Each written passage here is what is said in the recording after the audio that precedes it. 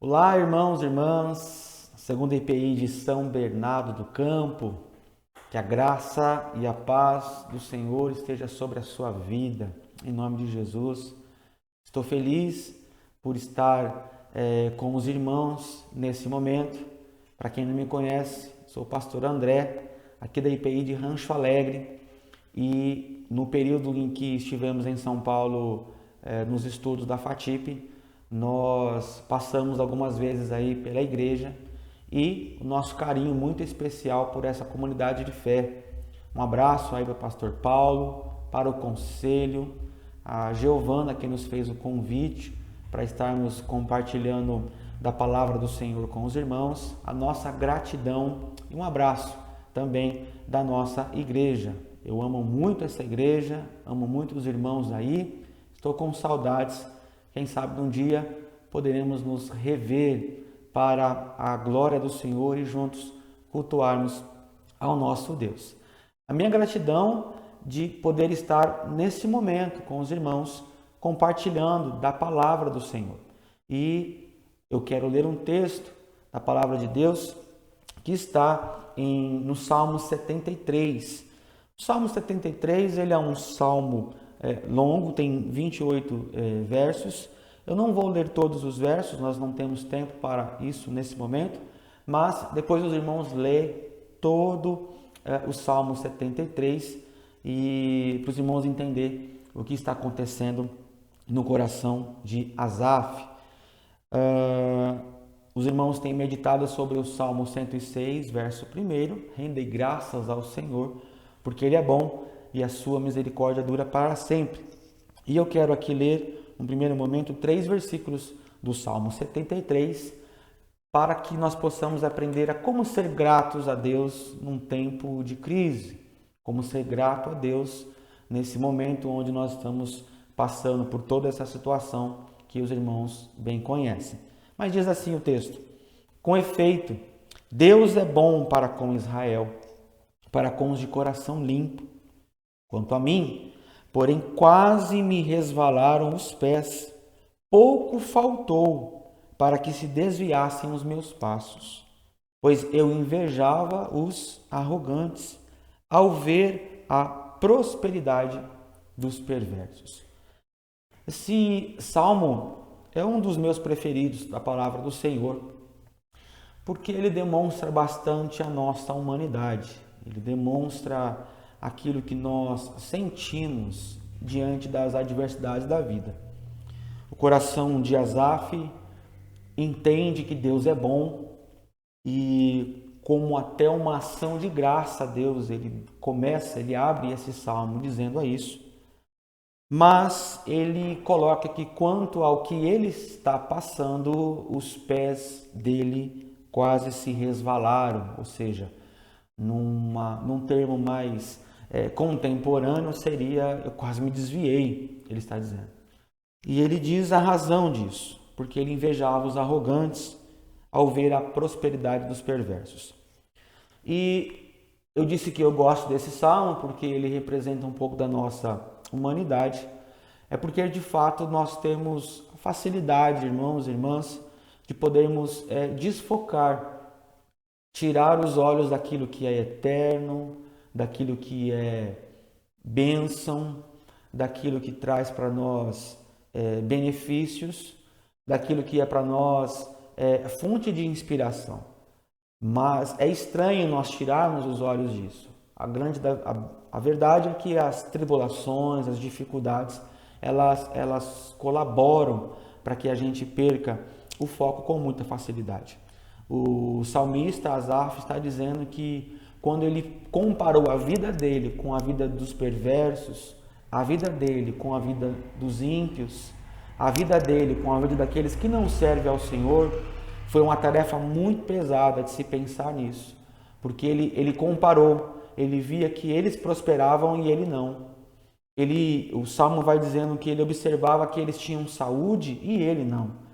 Ele vai contando que eles vivem na soberba, eles blasfemam, eles falam mal dos feitos de Deus e são prósperos, são felizes, têm recursos, têm saúde E o salmista diz: eu faço ao contrário disso, eu guardo meu coração, eu estou na presença de Deus, mas eu não estou vivendo o que eles estão vivendo.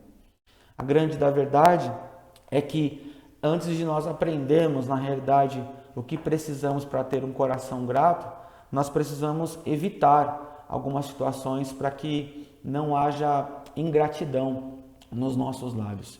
Eu disse, repetindo, o salmista coloca essa situação como uma situação que ele está vivendo, e nós estamos nesse momento aí de pandemia que se estende por mais de um ano. Quantas situações difíceis nós temos passado e enfrentado, quantas pessoas queridas já nos deixaram, quantas pessoas próximas a nós, ou conosco, ou na família, perderam algo. Às vezes não foi um ente, mas foi o trabalho, foi o contato com amigos, com faculdade, com escola, enfim. Os irmãos sabem dessas dificuldades que nós temos enfrentado. E há poucos dias eu conversava com um irmão que ele fez a mesma reflexão que fez Asaf. Ele começou a comparar e dizer: pastor, como pode? Tem muitas pessoas que estão na casa de Deus, que servem ao Senhor, que são dizimistas fiéis, que oram, que jejuam, que leem a palavra de Deus, e estão passando por desemprego, estão passando por enfermidades. Quantos pastores estão sendo acometidos, né, por essa enfermidade? Alguns conseguem superar, outros acabam falecendo, enfim. Ele começou a comparar e falou: e olha aí, tem um monte de gente que não liga para Deus, que não quer saber de Deus, que blasfema o nome do Senhor, então aí tem saúde, não perderam o emprego, estão bem, estão ganhando mais dinheiro.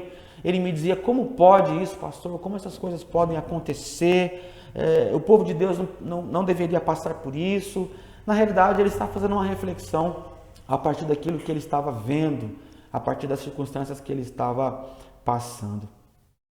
Mas se nós ficarmos fixados os nossos olhos nisso, só vai nos sobrar queixas. É interessante que 1/3 dos Salmos fala sobre lamento. E o que eu identifico aqui na vida de Asaf é um lamento. Um lamento é diferente de queixa. A queixa, ela leva em si a incredulidade. A queixa, ela leva em si a não ter uma esperança. A queixa, ela coloca a soberania e o poder de Deus em xeque. O lamento não. O lamento é uma situação do ser humano que ainda há esperança de melhora. O lamento é uma situação de dor existencial, de tristeza, de abatimento, mas que ainda em si há uma esperança de que algo pode acontecer. Eu olho para esse salmo e vejo aqui Asaf com um lamento. É um momento da sua vida, é uma reflexão que ele está fazendo, como muitos de nós poderemos estar fazendo também, e isso é nosso, o lamento é nosso. Ele não pode virar queixa, porque se virar queixa, nós estaremos abraçando a incredulidade. O texto também fala sobre uma possível dúvida das convicções de Asaf. E isso também pode acontecer conosco, mas devemos evitar a dúvida, porque a dúvida também gera um princípio de incredulidade. Mas então, pastor, como ser grato a Deus num tempo difícil como nós estamos vivendo? O texto vai desenvolvendo, ele vai falando sobre várias situações, e é interessante que no verso 16, ele diz que só de pensar sobre isso, ele achou essa tarefa pesada demais para ele. Só de pensar no momento, na vida, nas coisas que estavam acontecendo com ele, quem sabe com sua família, com seus amigos da fé, assim como nós, é uma tarefa muito pesada para se pensar. Mas o texto tem uma dobra no verso 17, que é uma palavra de esperança para nós, e ele diz assim, até que entrei no santuário de Deus. Irmãos, tudo muda quando nós entramos na presença de Deus. Tudo muda quando nós invocamos a Deus. Olha só como havia no coração de Asaf um lamento. O lamento faz com que ele se achegue à presença de Deus. Talvez você, meu irmão, minha irmã, também esteja fazendo essas comparações com as coisas que nós estamos passando. Mas, do mesmo jeito que Asaf fez, vamos nós também fazer. Vamos nos achegar no santuário de Deus. Vamos nos achegar à presença de Deus. Vamos invocar o nome do Senhor. Por quê? Porque o texto tem uma transição de comportamento de Asaf quando ele entra na presença de Deus. De um coração de lamento, ele recebe um coração grato a Deus pelo sustento do Senhor, pelo cuidado do Senhor. Ele diz no verso 17 que quando ele pensou nisso e entrou na presença de Deus, ele viu que a vida que os perversos, que os ímpios levam, é uma vida que eles terão que prestar contas a Deus.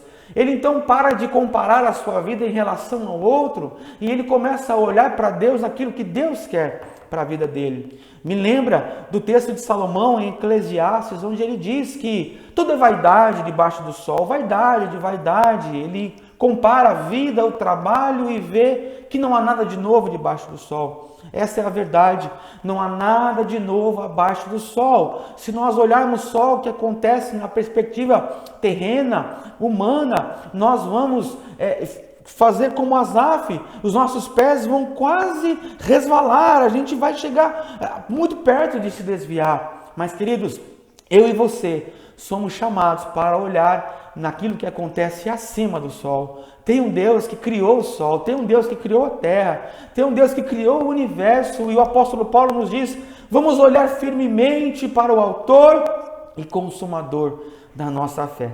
Quando a gente faz isso, nosso coração se enche de alegria e de gratidão por aquilo que Deus tem feito. E o texto vai dizendo que quando ele entra na presença de Deus, o coração dele é tomado por isso. Verso 23 diz: Senhor, eu estou sempre contigo.